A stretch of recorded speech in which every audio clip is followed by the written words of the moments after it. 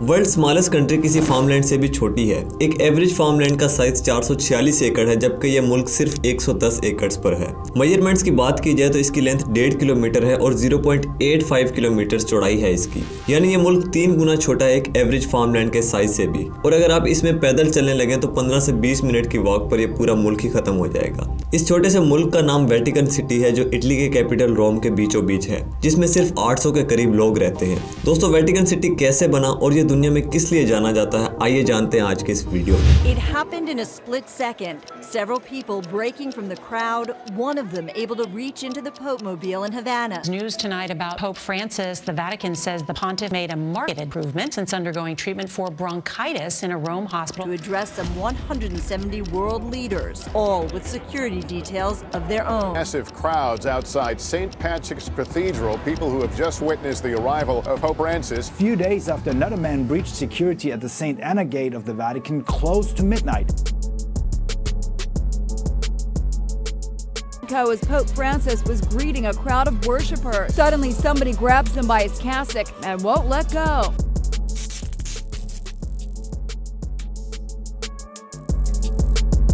टीबर Italy का 3rd largest river है। इस रिवर के साथ एक पहाड़ी मौजूद है जिसे वेटिकन हिल कहा जाता है और इसी हिल के नाम पर वेटिकन सिटी का नाम रखा गया था। वेटिकन सिटी डायरेक्टली लिंक करती है क्रिश्चियंस कम्युनिटी से। जिस तरह स्कूल्स में बच्चों को गाइड करने के लिए स्टाफ की एक हायरार्की बनाई जाती है, प्रिंसिपल से गाइडेंस दी जाती है वाइस प्रिंसिपल को, फिर कोऑर्डिनेटर को और आखिर में टीचर्स जो इसको बच्चों पर इंप्लीमेंट करते हैं। क्रिश्चियनिटी में भी इसी तरह की हायरार्की है। सबसे नीचे डीकन्स आते हैं, इनके ऊपर प्राइस्ट जिन्हें फादर भी कहा जाता है, फादर के ऊपर बिशप्स, फिर आर्च बिशप्स और फिर कार्डिनल्स। ये सब हजारों के काउंट में पूरी दुनिया में मौजूद हैं, लेकिन आप ये सोच रहे होंगे कि इस हायरार्की का वेटिकन सिटी से क्या लिंक है। यहाँ पर नोट करने वाली जो बात है कि इस पूरी हायरार्की को लीड करता है सिर्फ एक इंसान, जिसे पॉप का टाइटल दिया जाता है। पूरी दुनिया में सिर्फ एक ही पॉप है, पॉप फ्रांसिस, जो कि इसी वेटिकन सिटी में रहते हैं। और जिस तरह बाकी सब मुल्कों को इनके प्रेसिडेंट लीड करते हैं, वेटिकन सिटी को यहाँ के पॉप यानी पॉप फ्रांसिस लीड करते हैं। और इसके अलावा क्योंकि सब कैथोलिक क्रिश्चियंस के रिलीजियस लीडर भी हैं पॉप, तो काफी कड़ी सिक्योरिटी देखी जाती है इनके आसपास। वर्ल्ड स्मॉलेस्ट आर्मी जिन्हें स्विस गार्ड भी कहा जाता है, ये करीब 135 गार्ड हैं जो वेटिकन सिटी के अंदर पॉप को सिक्योरिटी देते हैं। और वेटिकन सिटी से बाहर अगर किसी मुल्क में ये रिलीजियस सर्मन्स के लिए जाएं तो ये मुल्क इन्हें तगड़ी सिक्योरिटी प्रोवाइड करता है।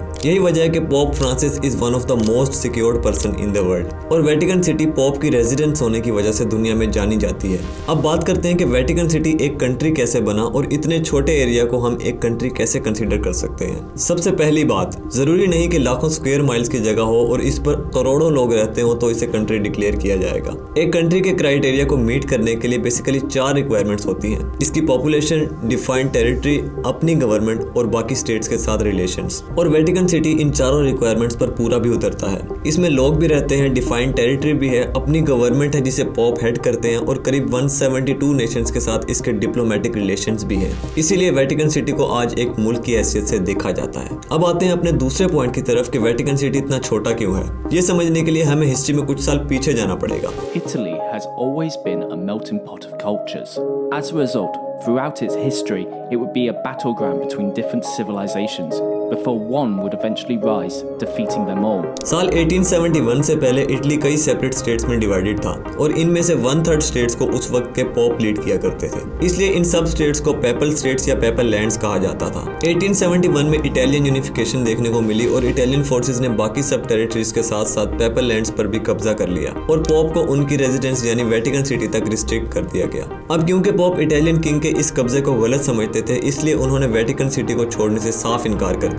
लेकिन वेटिकन सिटी के साथ किसी किस्म की कोई छेड़छाड़ नहीं की गई फोर्सेस की तरफ से, क्योंकि वो सब जानते थे कि अगर ऐसा किया गया तो क्रिश्चियंस की रिलीजियस सेंटिमेंट्स हर्ट होंगे और एक तरह की रिलीजियस वार शुरू हो जाएगी जिसे कंट्रोल करना इनके लिए बहुत मुश्किल होगा। करीब 60 सालों तक इटालियन किंग और पॉप के बीच में एक तरह की कोल्ड वार चलती रही। हर आने वाले पॉप इंसिस्ट करते थे कि उन्हें उनकी पावर्स वापस दी जाएं, जबकि इटालियन किंग्स ना तो उन्हें ये पावर देते और ना ही उनके खिलाफ कोई एक्शन ले पा रहे थे। इसी के चलते पॉप पायस और डिक्टेटर बेनिटो मुसोलिनी के बीच एक सेटलमेंट हुई, जिसके मुताबिक पॉप यूनिफाइड इटली में हुए किसी भी पॉलिटिकल डिसीजन में इंटरफेयर नहीं करेंगे। बदले में वेटिकन सिटी को एक आज़ाद मुल्क डिक्लेयर किया जाएगा। 11 फरवरी 1929 को इस सेटलमेंट पर साइन किए गए, जिसे लेटरन ट्रीटी का नाम दिया गया और इसी ट्रीटी की वजह से वेटिकन सिटी आज दुनिया का सबसे छोटा मुल्क है।